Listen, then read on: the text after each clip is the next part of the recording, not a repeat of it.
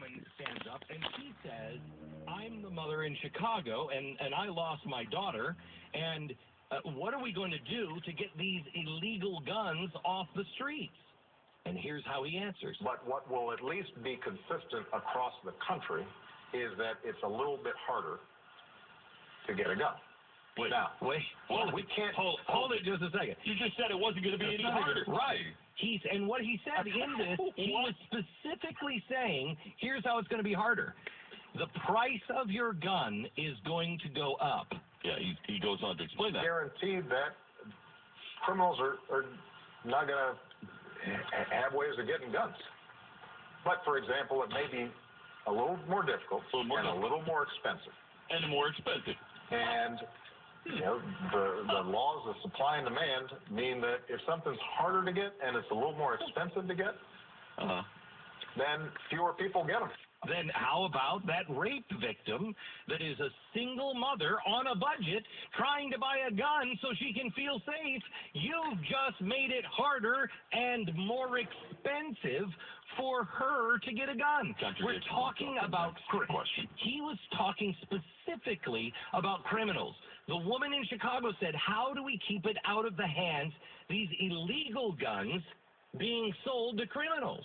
He says we're going to make it harder and more expensive to go into a store, get a background check, and buy a gun. The criminals don't go into a store and buy a gun and say, oh, I'm a Mr. Criminal and I just need to buy this gun. They're buying them on the black market, Mr. President.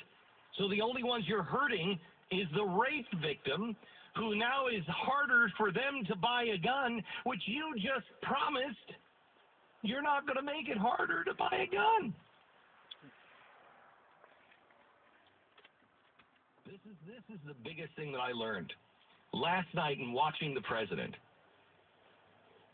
This is what happens. He made great opening statements, but the moment he had to address somebody that wasn't controlled by the White House or wasn't friendly, he was so out of his league because he's never questioned. He's never pushed up against the wall. He doesn't have time to work through his answers, to even think of somebody else's opinion, because nobody who actually has that opinion ever says it to him.